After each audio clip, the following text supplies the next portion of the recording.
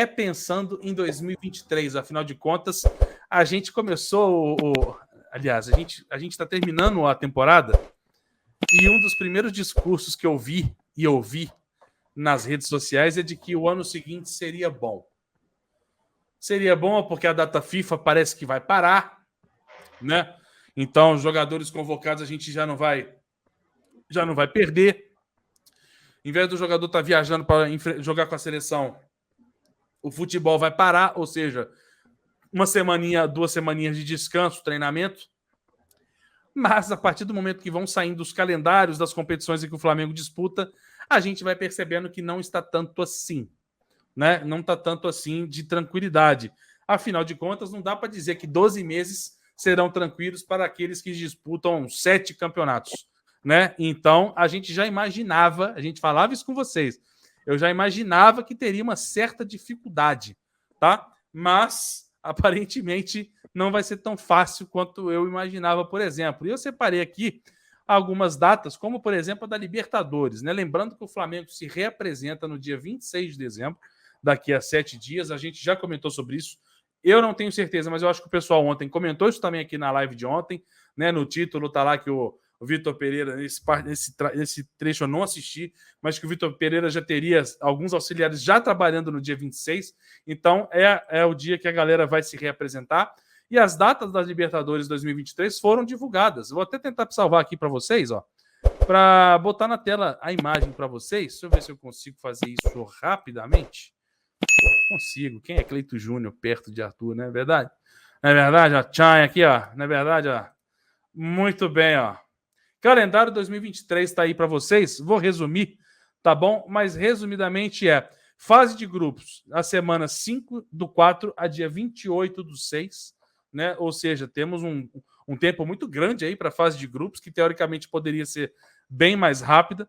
Oitavas na semana dos dias 19/7 a 26/7. As quartas de final na semana 23/8 a 30/8. Semifinais acontecendo na semana 27/9 a 4/10. E a grande final da Libertadores, até o momento confirmada, né? Mas ainda está ali para confirmar, mas eu acho que é mais o local mesmo, tá? Mas tende a ser no dia 11 de novembro a decisão aí da Libertadores 2023, a qual, se Deus quiser, estaremos lá presentes para mais uma decisão. E a outra data que está definida, Rafa, é a Recopa Sul-Americana, que é apenas um confronto, né? Ida e volta. E o jogo de ida está marcado para o Equador no dia 22 de fevereiro, lá no estádio do Del Valle, e o jogo de volta no Maracanã no dia 1º de março de 2023. Rafa, não sei se você conseguiu ter dimensão, pegar o tanto que a gente começa a ter que se preparar para o calendário 2023. Mas eu quero a sua opinião, né? A gente não podia achar que ia ser fácil uma temporada com 7 títulos para disputar em 12 meses para jogar, tendo em vista que o janeiro mesmo, que poderia ser um mês a menos, já tem até decisão, né, aparentemente. Então eu quero saber a sua opinião aí sobre esse calendário do Flamengo, o que dá para fazer, o que passa na cabeça do Vitor Pereira pensando no elenco e no plantel para esse time aguentar tantas competições em tão pouco tempo. Beleza, boa pergunta. Como aguentar competições por tanto tempo, né? Bom, primeiro é aquilo que a gente sempre fala aqui também. O Flamengo jamais terá, e qualquer outro time, jamais terá um calendário tranquilo enquanto houver 16 datas de estadual. O Flamengo vai jogar um campeonato brasileiro muito longo, de pontos corridos, de ida e volta. O Flamengo precisa jogar 38 jogos. O brasileiro consome 38 jogos. Um campeonato carioca com 16, só isso já seria o suficiente para você encher um calendário, fora todas as Copas. Então, a primeira coisa para a gente racionalizar o nosso calendário seria, pelo menos, diminuir as datas de estadual sem colocar nenhum jogo no lugar. Isso já ajudaria muito. Mas vamos lá, o Arthur tem razão. Não haverá jogo do brasileiro em data FIFA. E a Conmebol já respeita isso há muitos anos. Não haverá jogos do Campeonato Brasileiro em data FIFA, mas tem um porém também. Isso ainda precisa melhorar no futebol brasileiro. A última data do período FIFA cairá na véspera de um jogo do Campeonato Brasileiro. Ou seja, pode ser que os jogadores convocados tenham um intervalo muito curto entre o jogo da seleção e o jogo do Flamengo. Isso pode sim ocasionar algum desfalque.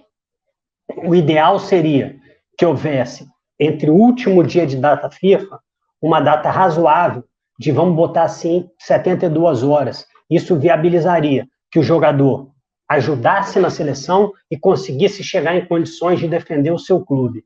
Então, em alguns momentos, essa não colidência de data FIFA com o jogo do brasileiro fica meio que para inglês ver, porque a gente sabe que se o jogador jogar o jogo da seleção, ele não vai conseguir jogar o jogo do Flamengo ou do seu clube, ou outros jogadores no Campeonato Brasileiro que são selecionáveis. Ele vai ter que vir de uma viagem, muitas vezes longa, no intervalo, por exemplo, de 24, 48 horas. A gente sabe que isso é totalmente inviável. Então, isso precisa melhorar também. Já que o Arthur entrou nesse assunto calendário, teve uma coisa que me chamou a atenção também e que eu não gostei muito. Normalmente, depois da final da Libertadores, existe uma data que é chamada de escape. Por que é uma data chamada escape? Porque no final de semana da Libertadores existe jogo do Campeonato Brasileiro. Ao contrário de todas as fases da Libertadores, em que o jogo da Libertadores ou da Sul-Americana jamais coincide com o jogo do Brasileiro, especificamente na final da Libertadores, a rodada do Campeonato Brasileiro acontece normalmente. Até por isso, por exemplo, que nós vencemos a Libertadores e na brincadeira nós fomos campeões no avião. Por quê? Porque o Grêmio e Palmeiras jogaram no domingo e o Flamengo fez a final da Libertadores de sábado. Normalmente esse jogo acontece depois, existe uma data de escape depois. Dessa vez não tem. Então o que vai acontecer? Possivelmente esse jogo que vai anteceder a final da Libertadores vai ser no meio de semana antes da final. Num contexto em que o Flamengo precise muito do resultado, por exemplo, caso o Flamengo esteja disputando pau a pau lá em cima no Brasileiro, que é o que a gente espera que aconteça esse ano. Hoje, quando a gente chegou na final da Libertadores para jogar contra o Atlético Paranaense, o Brasileiro já não era mais nosso. Você já tinha o Palmeiras bem na frente e era muito difícil que eles perdessem uma quantidade muito grande de pontos. Mas eu espero que esse ano o Flamengo retome uma disputa real, uma disputa pelo Campeonato Brasileiro. E quando eu digo uma disputa real, sem priorizar outras competições, se é que o Flamengo vai conseguir fazer isso. Aí quem vai nos dar a resposta é o Vitor Pereira. Mas, em resumo, é isso aí mesmo que o Arthur estava falando, um calendário difícil. Agora, se tem um time que tem elenco suficiente para jogar Campeonato Brasileiro, Copa do Brasil e Libertadores ao mesmo tempo, além, lógico, de Recopa, Supercopa, Mundial, esse time é o Flamengo. O Flamengo tem um elenco muito recheado, o Flamengo tem um elenco, não vou dizer homogêneo, mas eu consigo imaginar, por exemplo, uma certa ascensão do Cebolinha, que possa nos ajudar mais no ano que vem, o Vitor Hugo e o França continuarem crescendo, o Vidal conseguir fazer o jogo dele fluir. Então, eu acho que é nisso que a gente vai se concentrar, nesse rodízio. Só não sei, é a pergunta que eu faço aqui já desde que o Dorival saiu. Como será o controle de minutagem dos jogadores do Flamengo no ano de 2023? Será com o time A e B ou será com mesclas?